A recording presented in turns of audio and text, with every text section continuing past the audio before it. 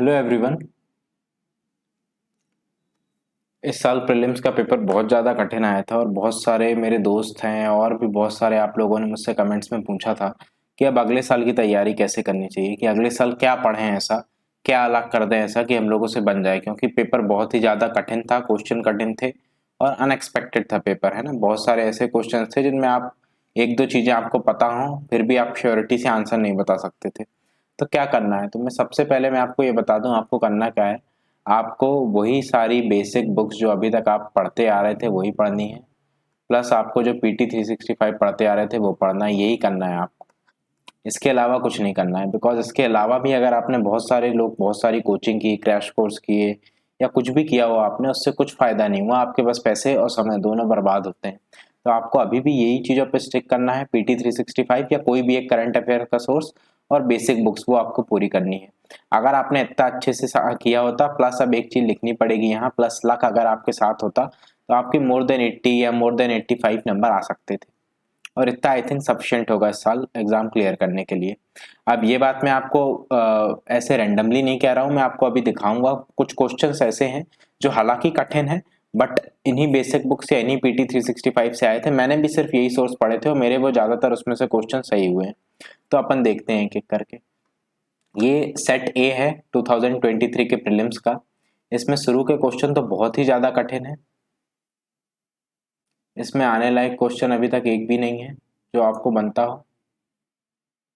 जैसे कि 11th question है, इसे आप कह सकते हैं कि थोड़ा बन सकता है आपको, कुछ लोगों को, ये भी सबको नहीं बनेगा। ये मुझे इसलिए बन गया बिकॉज ये मैंने पढ़ा था, आप में से कुछ लोगों ने पढ़ा होगा, हो सकता है कुछ लोगों ने ना पढ़ा हो। ठीक है, ये जो सेकंड स्टेटमेंट है, uranium enriched to the extent at least 60% for the electricity, ये बहुत सारे लोगों को पता होगा कि ये इतना ज़्यादा वो इनरिच नहीं करना पड़ता है, इससे बहुत ज़्यादा कम करना पड़ता है। एग्जैक्ट नंबर मुझे भी नहीं पता था और अभी मुझे नहीं पता है, मैं कोई पढ़ के आपको नहीं बता रहा हूँ, अभी भी मैंने कुछ अलग से पढ़ा नहीं, अलग से देखा भी नहीं है। मैंने भी प्रीलिम्स दिया था, मैं भी आपकी तरह अभी थोड़ा परेशान था और जो भी था, जैसे सब लोग हैं। तो ये आप गैस तो नहीं कर सकते, पर ये कुछ लोगों को पता होगा, काफी लोगों को, कि 60% से काफी कम होता है। अगर आपका ये गलत हो गया तो आपका डायरेक्टली आंसर आ जाएगा। ठीक है, इसके अलावा अभी तक देखिए आप कितने क्वेश्चन तक आ चुके हैं। अपन 11th 12th क्वेश्चन तक आ चुके हैं और अभी तक सिर्फ अपन को एक क्वेश्चन ऐसा मिला है जिसमें आप श्योरिटी के साथ बता सकते हैं। अब डेफिनेटली बात है, आप बहुत सारे क्वेश्चन कर सकते हैं और भी, जिसमें एक दो एलिमिनेट कर लेंगे, बट आप आंसर नहीं बता पाएंगे उसका। और देखते हैं अपन, और इसमें से कुछ क्वेश्चन है, जैसे वेगल डांस वाला है।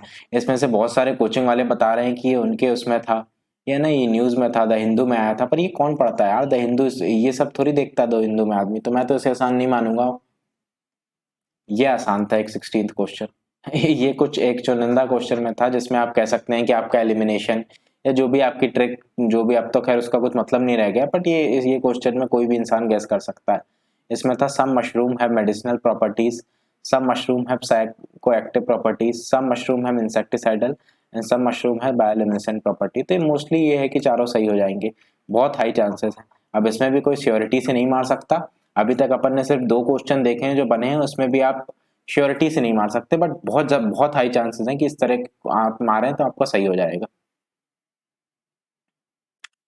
इसके बाद अपन और देखते हैं क्वेश्चन जो किए जा सकते थे। जैसे 18th क्वेश्चन है, ये भी आसान है। Some microorganisms can grow in environment with temperature above boiling point of water, some microorganism with temperature below freezing point, some microorganism can grow in acidic environment. तो बहुत हाई चांसेस हैं, ये भी सही होगा। ठीक है, ये तीनों सही होंगे। इसमें भी आप 100% श्योर नहीं है, बट जिनका ज्यादातर लोगों का जिनका सिलेक्शन होगा वो इसे मारा होगा। ऐसे क्वेश्चंस आते रहते हैं, पिछले साल भी आए हैं और इस तरह के केस में मोस्टली सही होते हैं ऑल थ्री। इसके अलावा ये क्वेश्चन है, ये थोड़ा आसान था आप कह सकते हैं। मैंने भी अपने इन्वायरमेंट के कुछ 4-5 लेक्चर बनाए थे यूट्यूब में फ्री में, आप लोगों ने कुछ लोगों ने देखे होंगे। उसमें से ये था कि हाइड्रोफ्लोरोकार्बन किन चीज़ों में मिलता है, तो ये चारों में मिलता है। ये थोड़ा आसान क्वेश्चन था, ये कई लोगों को पता होता है, तो इसको भी आप आसान कह सकते हैं। आसान इनमें से कोई नहीं है, मैं फिर से बता रहा हूँ, आप ये ना सोचें, आप बुरा ना माने कि अगर आपको ना भी बनाओ, बिकॉज इसमें से हो सकता है कि आपने ना चीज वो पढ़ी हो, मैंने पढ़ ली हो, बट फिर भी ये डुएबल थे। अब इस तरह के पेपर में इन्हीं तरह के क्वेश्चनों को आसान मानना पड़ेगा, क्योंकि आप एकदम आसान देखने जाएंगे तो एक भी नहीं मिलेगा फिर। फिर जैसे ये आसान है, ये तो मुझे लगता है ज्यादातर लोगों को बन गया होगा जिनको बेसिक आइडिया है इकोनॉमी का। In the post pandemic recent past many central bank world wide has carried out interest rate hike. ये सही है ना? ये अगर आपने अपना इकोनॉमिक सर्वे पढ़ा होगा तो उसमें भी आता है ना? टेपर टेंट्रम आप लोगों ने सुना होगा, ये है ना, इंटरेस्ट रेट हाइक करते हैं जिससे कि आपका वो हो जाए, जो आपका इन्फ्लेशन है वो कम हो जाए। Central bank generally assume that they have the ability to counteract the rising consumer price via monetary policy means, इसीलिए तो कर रहे हैं ना। सेंट्रल बैंक ये अज्यूम कर रहा है कि वो कर सकता है कंट्रोल मनी, जो भी इन्फ्लेशन है उसे अपनी इन मॉनेटरी पॉलिसी प्रैक्टिसेस से, इसीलिए तो वो करता है। तो मोस्ट प्रोबेबली ये दोनों सही होंगे और इसका आंसर ये हो जाएगा, ये है ना, दोनों करेक्ट है। And the statement 2 is the correct explanation of statement 1। अब मुझे भी नहीं, मैं 100, आप हो सकता है आप ये मत सोचिए कि मैं बता रहा हूँ तो हो सकता है इसमें एक आध गलत भी हो जाए, आपको टेस्ट सीरीज में उधर उधर मिल जाए, क्योंकि मैं भी सिर्फ वो बता रहा हूँ जो मुझे बने या मुझे लगता है कि सही है। मैंने अभी तक कोई ऐसा क्लियरली नहीं देखा है कि एकदम सही है एकदम गलत है। इसके अलावा ये आसान है, ये क्वेश्चन भी बनना चाहिए लोगों को। आरबीआई को पार्ट ऑफ स्टेरिलाइजेशन, जिसको पता भी होगा स्टेरिलाइजेशन का मतलब वो मार्क कर देगा, है ना। स्टेरिलाइजेशन का मतलब क्या होता है कि जो भी मनी है वो आरबीआई सक कर ले। कैसे सक करेगा? ओपन मार्केट ऑपरेशन से। ये जनरल ज्यादातर लोग पढ़ते हैं जनरली, है ना। बाकी ऑप्शंस तो वैसे भी एलिमिनेट कर सकता है इंसान, क्योंकि जनरली पढ़ता है आदमी, है ना। Repo rate, reverse repo rate, जो भी मेजर्स होते हैं आरबीआई के टू कंट्रोल इन्फ्लेशन में, एक ओपन मार्केट ऑपरेशन भी होता है।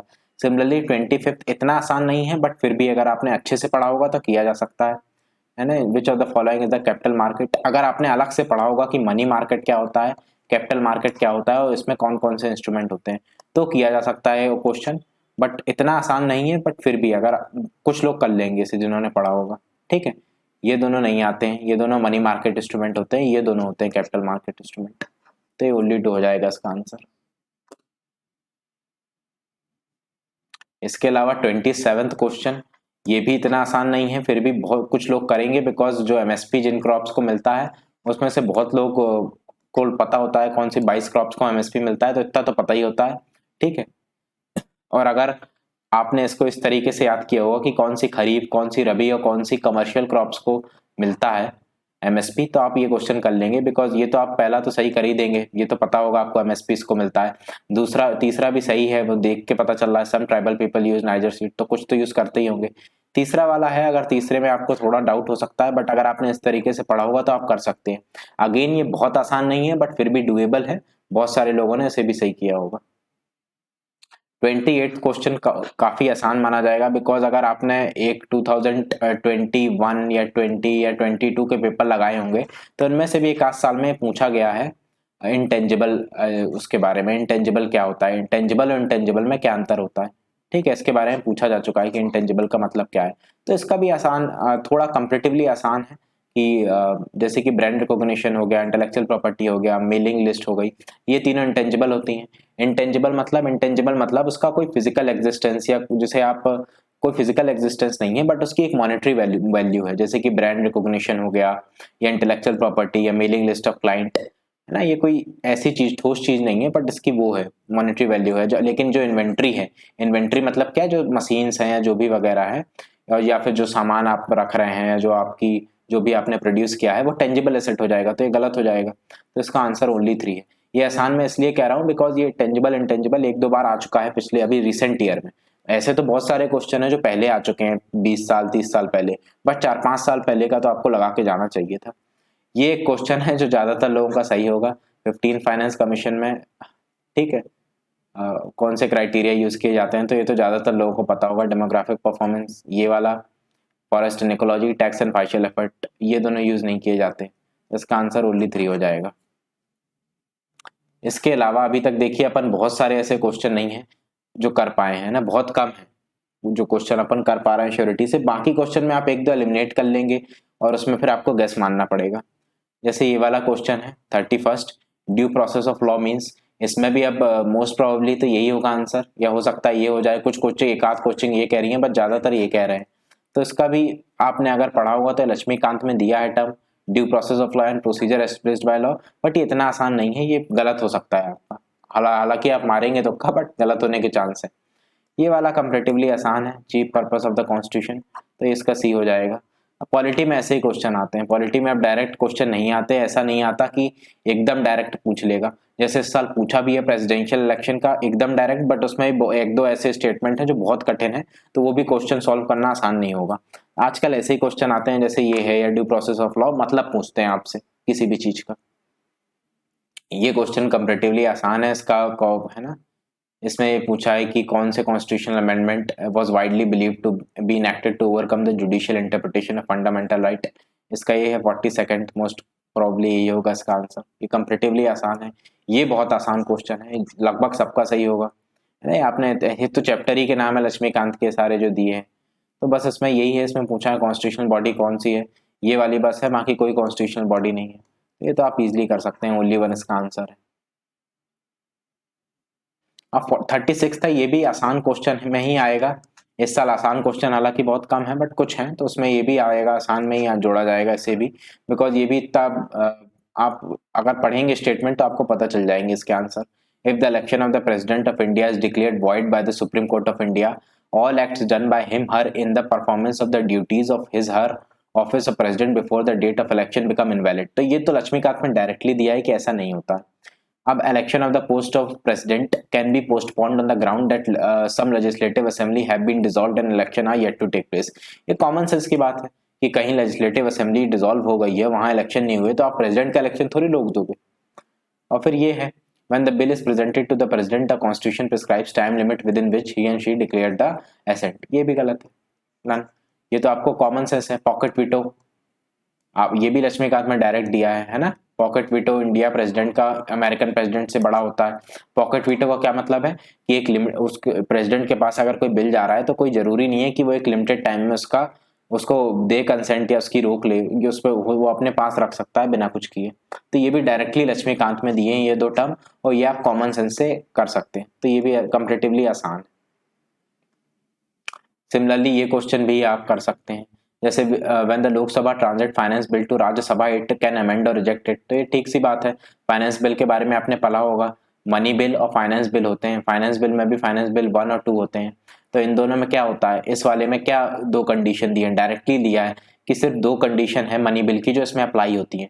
एक तो ये सिर्फ लोकसभा में प्रेजेंट होगा, और एक सिर्फ प्रेसिडेंट के असेंट के बाद ही ये प्रेजेंट हो सकता है। तो ये दो चीजें होती हैं, बाकी सारे चीजों में ये फाइनेंस बिल सेम होता है ऑर्डिनरी बिल के। तो ये सही हो जाएगा स्टेटमेंट, ये डायरेक्टली लक्ष्मीकांत में दिया है। अब इस तरह के क्वेश्चन आते हैं, है ना, ये डायरेक्टली क्वेश्चन माना जाएगा। When the Lok Sabha transit money bill to Rajya Sabha it can't amend और reject bill, it can only make the recommendation. ये भी है ना, रिकमेंडेशन विद इन 14 डेज, ये भी डायरेक्टली दिया है लक्ष्मीकांत में। In the case of disagreement between Lok Sabha and Rajya Sabha, there is no joint sitting for money bill, but a joint sitting become necessary for finance bill। ये भी most probably सही होगा, मैंने देखा नहीं है बट मुझे सही लग रहा है स्टेटमेंट, तो इसका भी ऑल 3 हो जाएगा। इसके अलावा और कौन से क्वेश्चन है जो आसान है।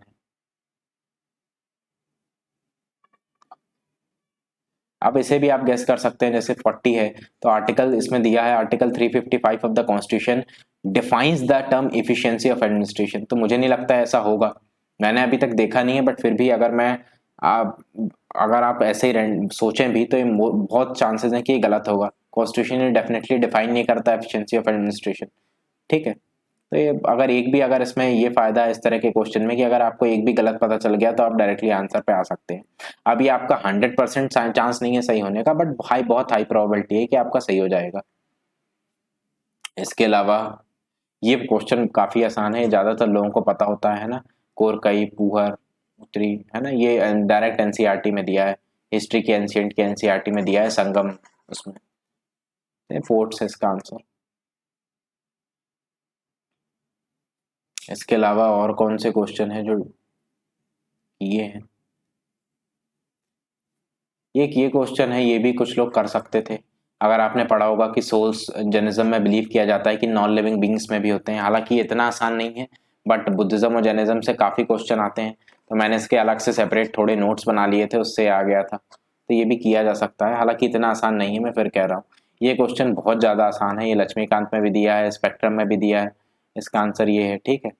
Governor general of Bengal designated governor general of India, ये तो सीधा सीधा है, लक्ष्मीकांत के पहला ही चैप्टर है ना, चार्टर एक्ट ऑफ 1833 में कहा गया था ऐसा। इसके अलावा अब ये सब जो क्वेश्चन है, अनीमिया मुक्त भारत और जननी सुरक्षा, ये भी बहुत ज़्यादा कठिन है, कोई इतनी योजना कैसे याद रख सकता है। ये वाला क्वेश्चन आप कॉमन सेंस से कर सकते थे कि जैसे कार्बन फाइबर से use in the manufacture of components used in automobiles and aircraft, common sense की बात है, यूज किया जाता है carbon fibre. Carbon fibre once used can't be recycled, ये भी गलत होगा। ये भी आप 100% श्योरिटी से नहीं कर सकते, बट आपने अगर पढ़ा होगा कार्बन फाइबर पे आया भी है, 2020 या उसके पहले भी क्वेश्चंस आए हैं। बट अगर आप कॉमन सेंस से भी सोचेंगे तो डेफिनेट सी बात है कि रिसाइकिल किया जा सकता होगा, तो ये गलत हो जाएगा, तो इससे आपका आंसर आ जाएगा ये वाला क्वेश्चन था, इसमें थोड़ी फिजिक्स लग रही है, तो कुछ लोगों को जिनका थोड़ी फिजिक्स का होगा इंजीनियरिंग का, तो वो भी इसे कर लेंगे, बट ये आसान में तो मैं डेफिनेटली नहीं जोड़ूंगा, या कोई भी नहीं जोड़ेगा। ये वाला क्वेश्चन था जिसे थोड़ा कर सकते थे, अगर आपको पल्सर का मतलब पता हो, न्यूट्रॉन स्टार्स होते हैं, तो आप इस पर गेस कर सकते थे। नेबुला ज्योग्राफी के एनसीईआरटी में अगर आप बहुत अच्छे से पढ़ेंगे तो जहाँ पास बिगिनिंग ऑफ यूनिवर्स वाला चैप्टर है, उसमें दिया है कि नेबुला का मतलब होता है giant cloud of dust and gases in the space. तो अगर ये वाला गलत हो जाएगा तो ये वाला भी गलत हो जाएगा, है ना, तो ओनली वन आंसर आ जाएगा, बिकॉज अगर इसका ये है तो ये गलत है, तो ये वाला भी गलत होगा, है ना। हालांकि ये कठिन है, बहुत ध्यान से अगर किसी ने पढ़ा होगा तो ही कर सकता है। ये वाला क्वेश्चन मेरे ख्याल से आसान है, बिकॉज पीटी 365 में इस साल दिया था, हर साल दिया रहता है, पिछले 3-4 साल की कभी भी आपने पढ़ी होगी, अगर जो पिछले से तैयारी भी कर रहे थे, इस साल भी में दिया है। इसमें दिया रहता है सारे नेविगेशन सिस्टम, यूएसए का नेविगेशन सिस्टम जीपीएस है, यूरोपियन यूनियन का, चाइना का, रशिया का, इंडिया का और साथ ही जापान का क्या होता है, QZSS होता है इसका नेविगेशन सिस्टम। इसके अलावा ये वाला क्वेश्चन भी बहुत आसान है, बहुत कम इस साल क्वेश्चन है जो उससे मैं कह पा रहा हूँ कि बहुत आसान है, क्योंकि बहुत कम है जो ज्यादातर लोग कर पाएंगे, मतलब हर कोई कर पाएगा वो क्वेश्चन। ये मेरे ख्याल से ज्यादातर लोग कर लेंगे, जिसने भी पीटी 365 पढ़ी होगी डिफेंस वाला पोर्शन, वो इजिली कर लेगा कि ballistic missile are jet propelled at sub atomic speed, cruise missiles are rocket powered only in the initial phase of, ठीक है, तो ऐसा तो है नहीं, ये तो गलत ही है ना। जिसको भी पता होगा, इसमें बेसिकली मतलब पता होना चाहिए बैलिस्टिक और क्रूज मिसाइल का, जो बहुत सारे लोगों को पता होता है। अगर आपने थोड़ा भी अपना दिमाग लगाया होगा, या दिया डायरेक्टली भी दिया रहता है पीटी या उसमें कि क्या होती है बैलिस्टिक और क्रूज मिसाइल। अग्नि 5 ये तो लगभग सभी को पता होगा कि ये क्रूज मिसाइल नहीं बैलिस्टिक मिसाइल है। ब्रह्मोस भी सबको पता होगा कि ये क्रूज मिसाइल है, ये तो हर साल दिया रहता है उसमें पीटी में, तो ये आपका सही होना चाहिए कि ये भी गलत है, नाइदर वन है नाइदर टू आ जाएगा आंसर। इसके अलावा और कौन सा कर सकते थे आप। इसके अलावा ये रशिया यूक्रेन वाला क्वेश्चन है, मेरे ख्याल से आसान नहीं है, बिकॉज इसमें डायरेक्टली इसमें ओनली वन ओनली टू करके पूछा है। इसका मतलब ये यूक्रेन है, तो आपको सारी याद होनी चाहिए उसके आसपास की कार्य कंट्री सारी, एक भी अगर आप भूल गए या एक भी आपको डाउट हुआ तो आप इसको गलत कर देंगे, बहुत हाई चांसेस, इसलिए मैं तो आसान में नहीं जोड़ूंगा, मेरा भी गलत हो गया वैसे वो। इसके अलावा और क्या कर सकते थे आप, जैसे ये क्वेश्चन भी किया जा सकता था, coal based thermal power plant, इसमें भी आप गैस वर्क से ही करेंगे, बट इसमें ज्यादातर लोग गैस कर लेंगे, none of them uses sea water, तो ऐसा तो होगा नहीं, बिकॉज कुछ तो यूज करेंगी। None of them is set up in the water stretch district, ऐसा तो बिल्कुल ही नहीं होगा, वाटर स्ट्रेच डिस्ट्रिक्ट में तो बहुत सारे सेटअप है, इसीलिए उनका विरोध भी होता है। None of them is privately owned, ये भी मोस्ट प्रोबेबली गलत होगा, तो ये है आंसर। अब मुझे ये भी नहीं, अभी भी मुझे भी ये कह रहा हूँ कि मुझे इसका आंसर नहीं पता है, जो मैं करके आया हूँ मैं वो आपको बता रहा हूँ कि इस तरीके से आप गेस कर सकते हैं, हो सकता है गलत हो जाए, बट काफी चांसेस है कि ये सही हो जाए। अब ये वाला वॉल्बेचिया मेथड बहुत सारे लोग कह रहे हैं कि ये भी हिंदू में दिया था, बट ये तो अब कैसे कर सकता है आदमी, है ना, ऐसे तो बहुत सारी चीजें दी रहती हैं, तो ये भी मेरे ख्याल से आसान नहीं है क्वेश्चन। कोचिंग वाले तो कुछ भी बोलते रहते हैं, उनके उसमें मत जाइए, आप अपना देखिए कि आप जो बेसिक पढ़ के गए थे उससे आप कर सकते हैं कि नहीं। इसके बाद ये 72nd क्वेश्चन, ये काफी आसान है। Central bank digital currency, it is possible to make payment in the digital currency without using US dollar and SWIFT system, हाँ बिल्कुल डेफिनेटली, इसीलिए तो आई थी डिजिटल करेंसी। हाँ, आपको अगर पता हो क्रिप्टो कॉइन का ओरिजिन ही इसलिए हुआ था जब 2008 में फाइनेंशियल क्राइसिस हुई थी, कि आप US डॉलर की हेगेमोनी को खत्म किया जा सके, तो ये डेफिनेटली सही है। और digital currency can be distributed with a condition programmed into it such as a time frame for spending it, definitely ये भी सही लग रहा है। अगर आपको डिजिटल करेंसी के बारे में पढ़ा ही होगा, मेरे ख्याल से लगभग सबने पढ़ा होगा, 2021 के बजट में इसमें अलग से था, और वैसे भी बहुत ही ज़्यादा न्यूज़ में था, तो ये बहुत ज़्यादा लोगों ने पढ़ा होगा, इसलिए आसान नहीं आएगा क्वेश्चन। इसके अलावा और क्वेश्चन था जो आप कर सकते हैं, ये जो मैंने किया, ये क्वेश्चन आप कर सकते हैं। अगर आप लोग थोड़ा बहुत आइडिया है, गैस मार सकते हैं, एक मतलब एक इंटेलिजेंट गैस कहा जाएगा इसे। इसमें ये पूछा है कि कौन सी ऐसी कंट्री है जो बहुत समय से सिविल स्ट्राइफ या फूड शॉर्टेज से सफर कर रही है, तो इसका आंसर सोमालिया है। तो आप कर सकते हैं, गैस कर सकते हैं, क्योंकि अगर लोगों ने पढ़ा होगा तो थोड़ी बहुत आपको आइडिया होगा करंट अफेयर का तो।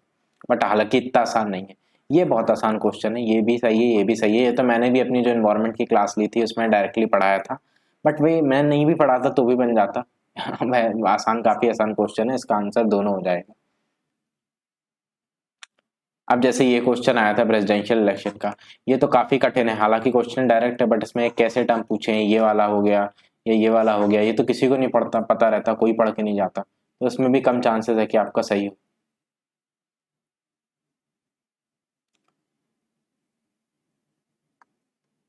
इसके अलावा देखिए, एक एक पेन निकल जा रहे हैं, एक भी क्वेश्चन नहीं मिल रहा है जो मैं कर पा रहा हूँ। ये क्वेश्चन बहुत आसान था, अगर आपने प्रियम्बल भी पढ़ा होगा तो ये आपको सेकंड स्टेटमेंट पता होगा, गलत है ना। इस दिन को तो प्रियम्बल अडॉप्ट, पूरा कॉन्स्टिट्यूशन वो बन चुका था, सब हो चुका था, और यहाँ पास लिखा है कि इट वाज कि इस दिन ड्राफ्ट कमिटी सेटअप हुई थी, तो ये डेफिनेट सी बात है, गलत है आंसर। और एक ये भी गलत, आपने ऊपर वाला देखने की जरूरत ही नहीं है, ये पता चला आपको गलत है तो डायरेक्टली आंसर आ जाएगा।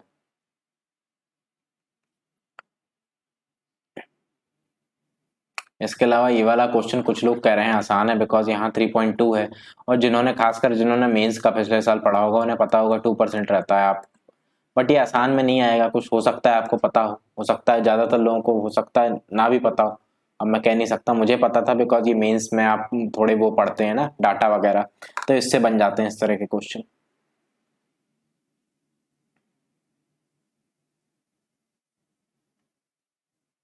ये क्वेश्चन अगर आप कहें तो आसान था, न्यूज में था, एटलीस्ट ये वाला तो आप एलिमिनेट कर ही सकते हैं। खैर सॉन, ये तो सबको ही पता होगा कि ये यूक्रेन में है ना, ये बहुत न्यूज में था तो ये गलत हो जाएगा। ये भी बहुत लोगों को पता होगा, आर्मेनिया। और ये मैं क्यों कह रहा हूँ आसान कठिन, मैं बता नहीं रहा हूँ आपको डायरेक्टली, बट ये पीटी में है या प्लस बेसिक बुक में है ना। ये सारी चीजें पीटी में दी हुई हैं, अगर जो भी करंट अफेयर की बता रहा हूँ ये हम आप देखिएगा अच्छे से, तो ये अलग से दिया है ना, ये वाला आर्मेनिया अजरबैजान कॉन्फ्लिक्ट में है, तो ये भी गलत हो जाएगा।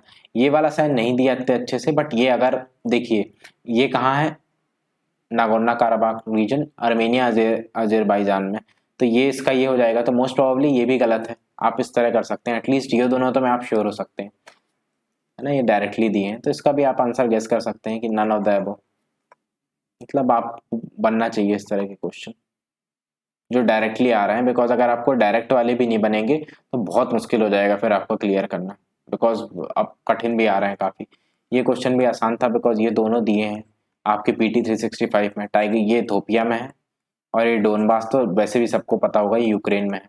तो अगर ये वाला गलत हो जाएगा, ये गलत हो जाएगा। अब ये इथोपिया में है तो ये हो सकता है इथोपिया में ना हो, है ना, दोनों चीज। अब ये आप गैस कर सकते हैं इसको कि ना हो, अब हो सकता है गलत हो जाए आपका गैस, बट मैंने इसी तरह किया था कि अगर ये वाला इथोपिया में था तो इसमें भी इथोपिया नहीं होगा, तो ये मैंने गलत कर दिया, और इस तरह से नन ऑफ द अबव आ जाएगा।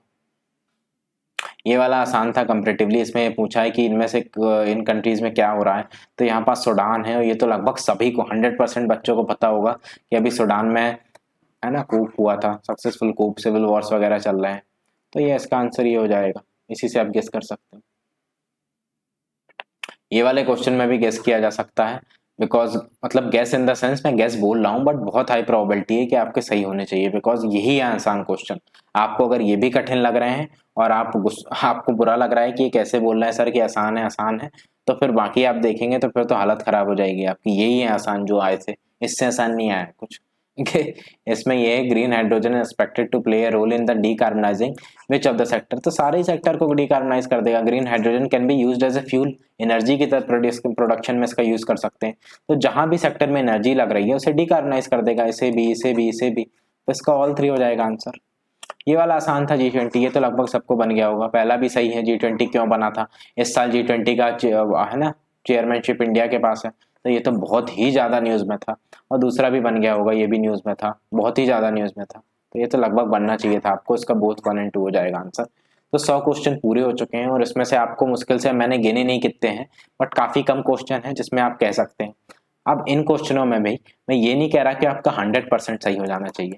इन क्वेश्चनों में भी अगर आपका मोर अराउंड 90% क्वेश्चन सही हो रहे हैं, सपोज मैंने 30 बताए हैं, 30 में अगर आपके 27 तक सही हो रहे हैं, 2-3 तो गलत होते ही हैं सबके, इसमें वहां सिचुएशन ऐसी होती है आप पैनिक कर जाएंगे या आप मतलब इतना टेंशन में रहता है इंसान की गलत हो जाते हैं।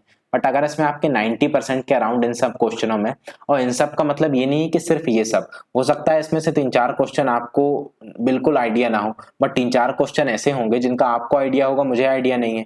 तो इस तरह के क्वेश्चनों में आपके 90% हिट रेट रहेगा, तो हाई चांसेस हैं कि बाकी क्वेश्चनों में आप अगर इंटेलिजेंट गेस लेंगे तो आपके मोर देन 80 तो पहुंच जाएंगे मार्क्स, है ना। लेकिन अगर इन क्वेश्चनों में भी आपके गलत होंगे, जो कि चांसेस हैं, बिकॉज ये भी काफी इतने आसान नहीं है, कठिन क्वेश्चन है, तो फिर आपको दिक्कत होगी, फिर आपको मुश्किल हो जाएगा क्लियर होना। तो ये मेरा मतलब ये था ये बताने का कि आपको अभी क्या पढ़ना है। बहुत सारे लोग मुझसे पूछ रहे थे, मेरे कुछ दोस्त बहुत सारे पूछ रहे थे, तो यही है कि बेसिक बुक्स पढ़ना है प्लस पीटी पढ़ना है और कुछ नहीं करना है, ठीक है। ये दोनों चीजें पढ़नी है, इन्हीं दोनों चीजों से क्लियर होगा। कुछ और अब आप लोगों को लग रहा होगा कि इससे तो नहीं हो पा रहा, बट कुछ और पढ़ने से कोई फायदा नहीं होगा, सिर्फ और सिर्फ नुकसान होगा आपको। सिर्फ ये दोनों चीजें आप पढ़ें और इसके बाद आपका थोड़ा रोल रक्का बढ़ गया है। बट अगर आप ये दोनों चीजें भी अच्छे से कर रहे हैं, जैसे मैंने सिर्फ ये दोनों चीजें पढ़ी हैं पिछले 2-3 सालों में, और मेरे इस साल भी मोर देन 85 तो आ ही रहे हैं, अराउंड 90 के अराउंड आ रहे हैं, ठीक है। तो आपके भी इतने आ सकते हैं अगर आप ये दोनों चीजें बस करें, बशर्ते कि आपका वहां थोड़ा लक साथ दे जाए। मैं ये नहीं कह रहा कि मैं बहुत होशियार हूं इसलिए आ रहे हैं मेरे, हो सकता है मेरे भी कुछ गेस गलत हो जाते तो मेरे भी नीचे गिर जाते, ठीक है। Thank you all for watching.